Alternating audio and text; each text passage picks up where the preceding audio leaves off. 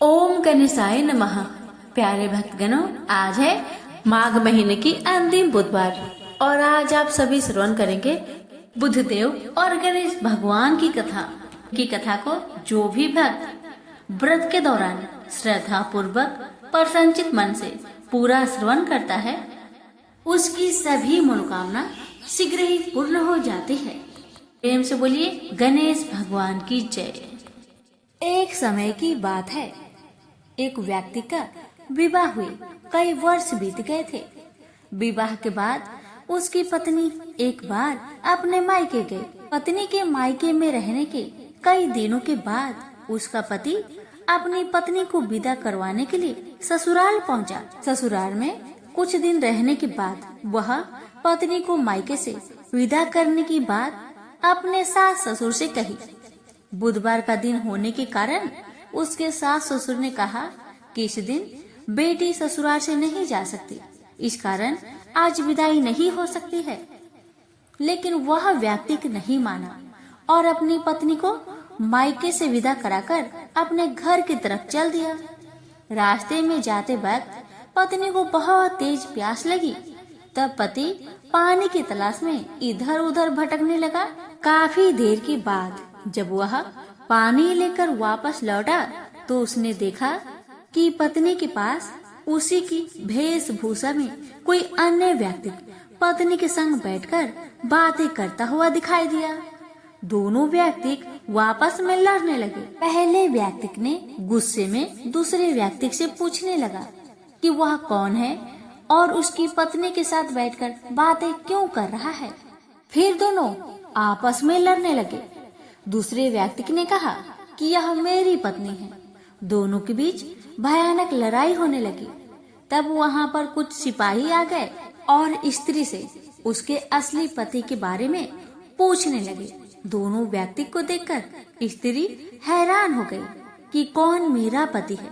वह दुविधा में पड़ गई क्योंकि दोनों एक जैसे ही लग रहे थे। तब पहला व्यक्ति परेशान होकर मन में कहा कि भगवान, ये आपकी कैसी लीला है। तभी आकाशवाणी हुई कि बुधवार के दिन पत्नी को विदा करवाकर नहीं ले जाना चाहिए था। यह सब सुनकर पहला व्यक्ति समझ गया कि यह भगवान बुद्ध की लीला है। फिर वह व्यक्ति बुद्धदेव से प्रार्थना करने लगा और क्षमा मांगने लगा। फिर फौरन ही बुद्धदेव अंतर्ध्यान हो गए और उस व्यक्ति को अपनी पत्नी मिल गई। तभी से हर दिन बुधवार के दिन भगवान गणेश की पूजा होने लगी। प्रेम से बोलिए गणेश महाराज की जय। एक बार बाल गणेश अपने मित्र मुनि पुत्रों के साथ खेल रहे थे। खेलते खेलते उन्हें भूख लगने लगी। पास ही गौतम ऋषि का आश्रम था। ऋषि गौतम ध्यान में थे और उनकी पत्नी अहिल्या रसोई में भोजन बना रही थी। गणेश आश्रम में गए और अहिल्या का ध्यान बंटते ही रसोई से सारा भोजन चुरा कर ले गए और अपने मित्रों के साथ खाने लगे। तब अहिल्या ने गौतम ऋषि का ध्यान भंग किया और बताया कि रसोई से भोजन गायब हो गया है। ऋषि गौतम ने जंगल में जाकर देखा तो गणेश अपने मित्रों के साथ भोजन कर रहे थे। गौतम उन्हें पकड़कर माता पार्वती के पास ले गए। माता पार्वती ने चोरी की बात सुनी तो गणेश को एक कुटिया में ले जाकर बांध दिया। उन्हें बांधकर पार्वती कुटिया से बाहर आई तो उन्हें आभास होने लगा जैसे गणेश उनकी गोद में है। लेकिन जब देखा तो गणेश कुटिया में बंधे दिखे। माता काम में लगे। उन्हें थोड़ी देर बाद फिर आभास होने लगा जैसे गणेश शिवगणों के साथ खेल रहे हैं। उन्होंने कुटिया में जाकर देखा तो गणेश वहीं बंधे दिखे। अब माता को हर जगह गणेश दिखने लगे, कभी खेलते हुए, कभी भोजन करते हुए और कभी रोते हुए। माता ने परेशान होकर फिर कुटिया में देखा तो गणेश आम बच्चों की तरह रो रहे थे। वे रस्सी से छूटने का प्रयास कर रहे थे। माता को उन पर अधिक स्नेह आया और दयावश उन्हें मुक्त कर दिया। प्रेम से बोलिए गणेश महाराज की जय। एक गांव था जिसमें एक सेठ जी अपने परिवार के साथ रहते थे। सेठ जी के गांव के पास के शहर में एक बड़ा व्यापार था। सेठ जी गणेश जी की पूजा श्रद्धा एवं विश्वास से करते थे, जिससे सेठ जी के घर में अन्न धन के भंडार सदा भरा रहता था। उनके जीवन में किसी प्रकार की कोई भी कमी नहीं थी। वह नित्य प्रतिदिन नियमानुसार रोज वो नदी पर नहाने जाते और आकर गणेश जी की पूजा करते थे, उन्हें भोग लगाते थे और फिर स्वयं भोजन करते थे। यह बात सेठानी जी को अच्छी नहीं लगती थी। वो धार्मिक नहीं थी और ईश्वर में इतना विश्वास नहीं रखती थी। एक बार सेठानी जी ने सोचा, यह इतना गणेश जी को मानते हैं, गणेश जी की पूजा करते हैं, इससे होता ही क्या है। आज तो देखती हूँ वो कैसे गणेश जी की पूजा करते हैं। बस सेठानी दिमाग लगाकर अगले दिन जब सेठ जी नदी पर नहाने गए तो सेठानी जी ने गणेश जी की मूर्ति को उठाकर मूर्ति को कपड़े से ढककर बगीचे में जमीन में दबा दिया। जब सेठ जी नदी से नहा कर आए तो घर में देखते हैं कि गणेश जी की मूर्ति तो है नहीं। वह सेठानी से पूछते हैं, मेरी गणेश जी की मूर्ति मंदिर में क्यों नहीं है, कहाँ गया? तो सेठानी जी बोलती है, मुझे नहीं मालूम। सेठ जी गणेश जी को बहुत ढूंढते हैं पर उनकी मूर्ति घर में नहीं मिली। उस दिन सेठ जी गणेश जी का पूजा नहीं कर पाए और न ही उनको भोग लगा पाए। इसके लिए सेठ जी ने अन्न जल का त्याग कर दिया और गणेश जी से प्रार्थना करने लगे, हे प्रभु, लगता है आप मुझसे रुष्ट हो गए हैं और कहीं चले गए हैं। आप अपनी कृपा दृष्टि मुझ पर बरसाइए। हे प्रभु, मुझे दर्शन दीजिए। सेठ जी ने मन ही मन प्रतिज्ञा किया कि जब तक मुझे मेरे गणेश जी नहीं मिल जाते, मुझे दर्शन नहीं देते, मैं तब तक अन्न जल का त्याग करता हूँ। उस दिन पूरा दिन निकल गया। रात्रि में सेठ जी की भक्ति से प्रसन्न होकर गणेश जी भगवान ने सपने में गणेश जी भगवान एक छोटे से चूहे के साथ खेल रहे थे और चूहे को खाने को लड्डू दे रहे थे। चूहा लड्डू लेकर बगीचे में जाता है और जमीन को खोदता है और लड्डू वहीं डाल देता है। अचानक सेठ जी की नींद खुल जाती है। सेठ जी बगीचे में जाते हैं और वहीं खोदने लगते हैं जहां पर उन्होंने चूहे को सपने में लड्डू दबाते हुए देखा था। ठीक वहीं पर खोदते हैं। गणेश जी की कृपा से, उनके आशीर्वाद से वहीं पर गणेश जी की मूर्ति कपड़े में लिपटा हुआ मिट्टी के अंदर छुपा हुआ था। सेठ जी ने गणेश जी की मूर्ति को प्रणाम करके उन्हें लेकर घर आया और अच्छे से साफ सफाई करके उनकी पूजा की, उन्हें भोग लगाया। देखकर सेठानी ने पूछा, आपको गणेश जी कहाँ मिले? सेठ जी सेठानी जी से सपने की सारी कहानी बताते हैं। वह बात जानकर सेठानी जी को बड़ा आश्चर्य हुआ। सेठानी को मन ही मन श्रद्धा एवं विश्वास से गणेश जी भगवान की भक्त बन जाती है और सेठ जी से कहती है कि मुझसे बड़ा भारी अपराध हो गया है। अब हम दोनों पति पत्नी प्रेम सहित गणेश जी भगवान की आराधना करेंगे एवं उनकी पूजा में कोई भी कमी नहीं आने देंगे। यह सुनकर सेठ जी बड़े प्रसन्न हो जाते हैं और दोनों पति पत्नी गणेश जी भगवान को धन्यवाद करते हैं। जय बोलिए गणेश भगवान की जय, सदा ही जय। प्रभु अपनी अनुकंपा सेठ सेठानी के समान ही हम सभी पर बनाए रखना। कहानी सुनने वालों की सभी मनोकामनाएं पूर्ण करना। श्री गणेश कथा के अनुसार एक बार देवता कई विपदाओं में घिरे थे। तब वह मदद मांगने भगवान शिव के पास गए। उस समय शिव के साथ कार्तिकेय तथा गणेश जी बैठे थे। देवताओं की बात सुनकर शिव जी ने कार्तिकेय व गणेश जी से पूछा कि तुम में से कौन देवताओं के कष्टों का निवारण कर सकता है।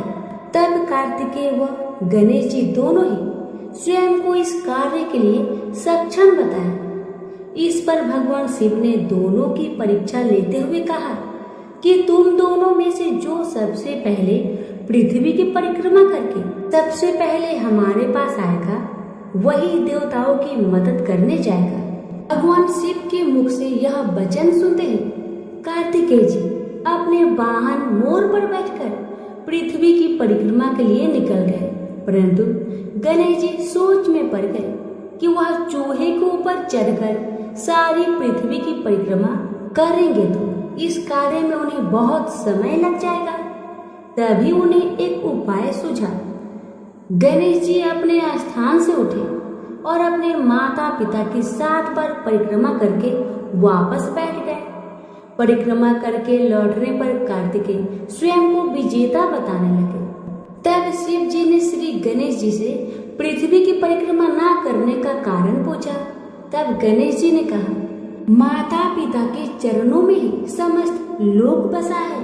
यह सुनकर भगवान शिव ने गणेश जी को देवताओं के संकट दूर करने की आज्ञा दी। इस प्रकार भगवान शिव ने गणेश जी को आशीर्वाद दिया कि चतुर्थी के दिन जो तुम्हारा पूजन करेगा और रात्रि में चंद्रमा को अर्घ्य देगा, उसके तीनों पाप यानी देहिकता, देविकता तथा भौतिकता दूर होंगे। इस व्रत को करने से व्रतधारी के सभी तरह के दुख दूर होंगे और उसे जीवन की भौतिक सुखों की प्राप्ति होगी। चारों तरफ से मनुष्य की सुख समृद्धि बढ़ेगी।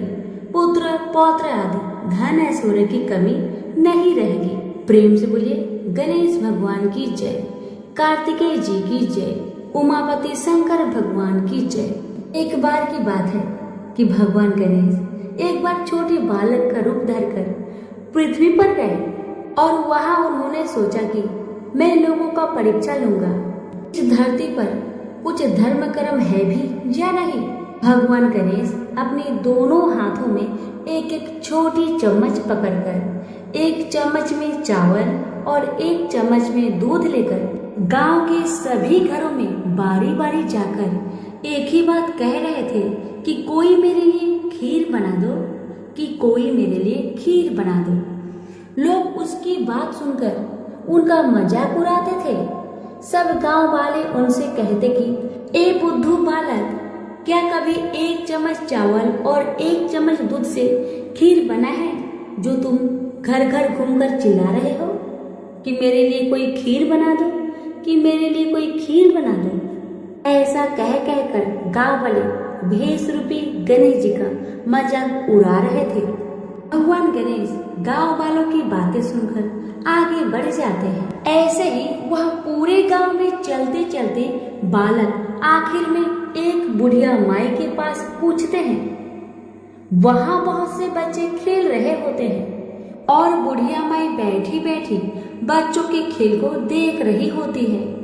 गणेश जी महाराज ने वहां जाकर कहा, बुढ़िया माई, ये चावल और दूध से मेरे लिए खीर बना दोगी क्या? छोटे से बालक की बातें सुनकर बुढ़िया माई ने हंसकर मजाक करते हुए कहा, बेटा खीर तो मैं बना दूंगी, लेकिन मुझे भी खीर देना होगा। भेष रूपी गणेश जी ने कहा, जरूर अम्मा, आपको मैं जरूर दूंगा, सब बच्चों को भी दूंगा। तुम चिंता मत करो बूढ़ी अम्मा, बस अपने घर में जाओ और जो सबसे बड़ा बर्तन हो उसे बाहर लेकर आओ। बूढ़ी माई ने बच्चे की कहे अनुसार घर के सबसे बड़े बर्तन को लेकर बाहर आए। घर के बने गणेश जी ने कहा, माँ इतनी छोटी सी भिगोनी से क्या होगा, कोई इससे भी बड़ा बर्तन लाओ, उसमें खीर बनाना। बुढ़िया माई फिर से एक बहुत बड़ा बर्तन लेकर आई, उसमें दूध और चावल डलवा दिए और चूल्हे पर खीर बनाने के लिए रख दिया गया। जब खीर में उबाल आने लगा तो बुढ़िया माई ने थोड़ी सी खीर प्याले में निकाल ली, थोड़ी सी ठंडी करके गणेश जी का नाम लेकर भोग लगाकर चखने लगी। खीर तो अति स्वादिष्ट बनी थी। बुढ़िया माई ने बालक से कहा, ले बेटा खीर बन गई है, अब तुम खा लो। उसके बेटे ने कहा, माँ खीर से तो मेरा पेट भर गया, अब आप खाओ और इन सब बच्चों को खिला दो। बुढ़िया माई ने कहा, बेटा तूने खीर तो नहीं खाई, फिर पेट कैसे भर गया? बालक ने कहा, आपने मेरा प्रेम से नाम लेकर दरवाजे के पीछे खड़े होकर खीर खाई थी, उससे मेरा पेट भर गया। बुढ़िया माई समझ गई कि यह बालक तो भगवान गणेश का ही रूप है। वह खीर सभी बच्चों को खिला दी, जो वहां खेल रहे थे उन्हें भी खिलाई, तो भी बर्तन भरा हुआ था। अब गांव के सभी लोगों को बुला बुलाकर बुढ़िया माई ने खीर खिलाई तो सभी सोच में पड़ गए कि इस गरीब बुढ़िया के पास इतनी सारी खीर कहाँ से आई। अंत में बुढ़िया माई को गणेश जी ने आशीर्वाद दिया कि और जो खीर बच गई है उससे तुम घर में पीछे खारा खोदकर गाड़ो। फिर कुछ दिन बाद वो खीर सोना बन गई। बुढ़िया माई अब तो आनंद और ठाट बाट से रहने लगी। गणेश जी की कृपा से बुढ़िया की सारी दुख तकलीफ समाप्त हो गई। प्रेम से बोलिए गणेश महाराज की जय। एक बार गणेश जी महाराज एक सेठ जी के खेत में से जा रहे थे तो उन्होंने 12 दाने अनाज के तोड़ लिए। फिर गणेश जी के मन में पछतावा हुआ कि मैंने तो सेठ जी के यहाँ चोरी कर ली। तो गणेश जी सेठ जी के 12 साल की नौकरी करने लग गए। एक दिन सेठानी राख से हाथ धोने लगी तो गणेश जी ने सेठानी का हाथ पकड़कर मिट्टी से हाथ धुला दिया। सेठानी सेठ से बोली कि ऐसा क्या नौकर रखा है, नौकर होकर उसने मेरा हाथ पकड़ लिया। सेठ जी ने गणेश को बुलाकर पूछा कि तुमने सेठानी का हाथ क्यों पकड़ा। तो गणेश जी ने बोला कि मैंने तो एक सीख की बात बताई है। राख से हाथ धोने से घर की लक्ष्मी नाराज होकर घर से चली जाती है और मिट्टी से हाथ धोने से आती है। सेठ जी ने सोचा कि गणेश है तो सच्चा। थोड़े दिनों बाद कुंभ का मेला आया। सेठ जी ने कहा गणेश सेठानी को कुंभ के मेले में स्नान करा के ले आओ। सेठानी किनारे पर बैठकर नहा रही थी तो गणेश जी उनका हाथ पकड़कर आगे डुबकी लगवा लाए। घर आकर सेठानी ने सेठ से कहा कि गणेश ने तो मेरी इज्जत ही नहीं रखी और इतने सारे आदमियों के बीच में मुझे घसीट कर आगे पानी में ले गए। तब सेठ जी ने गणेश जी को पूछा कि ऐसा क्यों किया। तो गणेश जी ने कहा कि सेठानी किनारे बैठकर गंदे पानी से नहा रही थी तो मैं आगे अच्छे पानी में डुबकी लगवा कर ले आया। इससे अगले जन्म में बहुत बड़े राजा और राजपाट मिलेगा। सेठ जी ने सोचा कि गणेश है तो सच्चा। एक दिन घर में पूजा पाठ हो रही थी, हवन हो रहा था। सेठ जी ने गणेश को कहा कि जाओ सेठानी को बुलाकर ले आओ। गणेश जी सेठानी को बुलाने गया तो सेठानी काली चुनरी ओढ़कर चलने लगी तो गणेश जी ने काली चुनरी फाड़ दी और कहा कि लाल चुनरी ओढ़ के चलो। सेठानी नाराज होकर सो गई। सेठ जी ने आकर पूछा क्या बात है। तो सेठानी ने बोली कि गणेश ने मेरी चुनरी फाड़ दी। सेठ जी ने गणेश को बुलाकर बहुत डांटा और कहा तुम बहुत बदमाशी करते हो। तो गणेश जी ने कहा पूजा पाठ में काला वस्त्र नहीं पहनते हैं, इसलिए मैंने लाल वस्त्र के लिए कहा। काला वस्त्र पहनने से कोई भी शुभ काम सफल नहीं होता है। फिर सेठानी ने सोचा कि गणेश है तो समझदार। एक दिन सेठ जी पूजा करने लगे तो पंडित जी ने बोला कि वो गणेश जी की मूर्ति लाना भूल गया, अब क्या करे। तो गणेश जी ने बोला कि मेरे को ही मूर्ति बनाकर विराजमान कर लो, आपके सारे काम सफल हो जाएंगे। यह बात सुनकर सेठ जी को भी बहुत गुस्सा आया और वो बोले कि तुम तो अब तक सेठानी से ही मजाक करते थे, मेरे से भी करने लग गए। तो गणेश जी ने कहा मैं मजाक नहीं कर रहा हूँ, मैं सच बात कह रहा हूँ। इतने में ही गणेश ने गणेश जी का रूप धारण कर लिया और सेठ और सेठानी ने ही गणेश जी की पूजा की। पूजा खत्म होते ही गणेश जी अंतर ध्यान हो गए। सेठ सेठानी को बहुत धोखा हुआ और उन्होंने कहा कि हमारे पास तो गणेश जी रहते थे और हमने उनसे इतना काम करवाया, तो गणेश जी ने सपने में आकर सेठ जी को कहा कि आपके खेत से मैं 12 अनाज के दाने तोड़ लिया था, उसी का तो उतारने के लिए मैंने आपके यहाँ काम किया था। गणेश जी की कृपा से सेठ जी के करोड़ों की माया हो गई। हे गणेश जी महाराज, जैसे सेठ जी को दिया वैसा सबको देना, कहते को, सुनते को और सारे परिवार को दे। प्रेम से बोलिए जय श्री गणेश। समय की बात है कि विष्णु भगवान का विवाह लक्ष्मी जी के साथ निश्चित हो गया। विवाह की तैयारी होने लगी। सभी देवताओं को निमंत्रण भेजे गए, परंतु गणेश जी को निमंत्रण नहीं दिया गया। कारण जो भी रहा हो, अब भगवान विष्णु की बारात जाने का समय आ गया। सभी देवता अपनी पत्नियों के साथ विवाह समारोह में आए। उन सब ने देखा कि गणेश जी कहीं दिखाई नहीं दे रहे हैं। तब वे आपस में चर्चा करने लगे कि क्या गणेश जी को नहीं न्योता गया है या स्वयं गणेश जी नहीं आए हैं। सभी को इस बात पर आश्चर्य होने लगा। तभी सबने विचार किया कि विष्णु भगवान से ही इसका कारण पूछा जाए।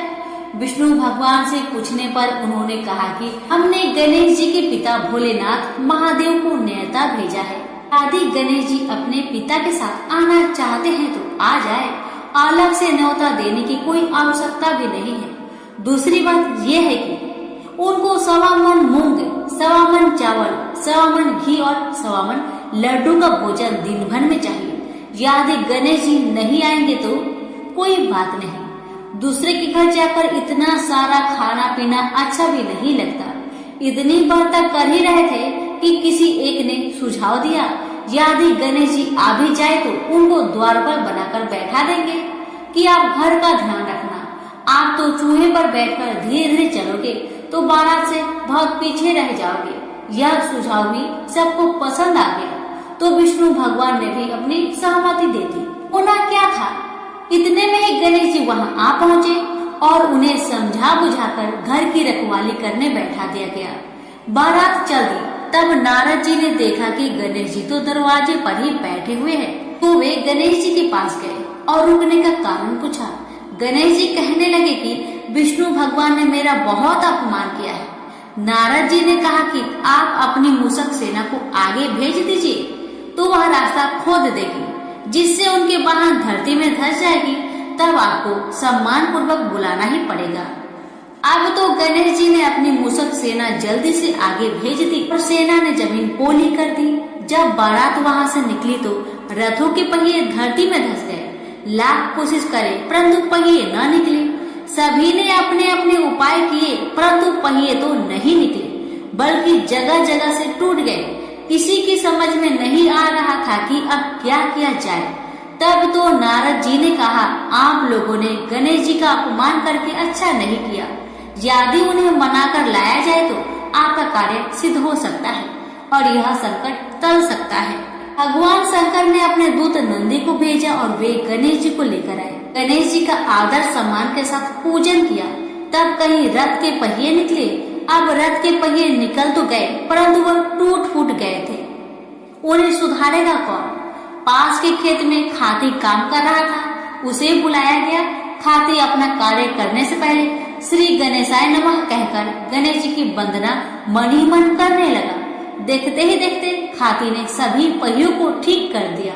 तब खाती कहने लगा कि देवताओं, आपने सर्वप्रथम गणेश जी को नहीं मनाया होगा और न ही उनका पूजन किया होगा, इसलिए तो आपके साथ यह संकट आया है। हम तो मूर्ख अज्ञानी हैं, फिर भी पहले गणेश जी को पूजते हैं, उनका ध्यान करते हैं। आप लोग तो देवतागण हैं, फिर भी आप गणेश जी को कैसे भूल गए? अब आप लोग भगवान श्री गणेश जी की जय बोलकर जाए तो आपके सब काम बन जाएंगे और कोई संकट भी नहीं आएगा। ऐसा कहते हुए बारात वहां से चल दी और विष्णु भगवान का लक्ष्मी जी के साथ विवाह संपन्न करा के सभी सकुशल घर लौट आए। हे गणेश जी महाराज, आपने विष्णु को जैसे कारज सरियो ऐसा कारज सबका सिद्ध कर जो। बोलो गजानन भगवान की जय।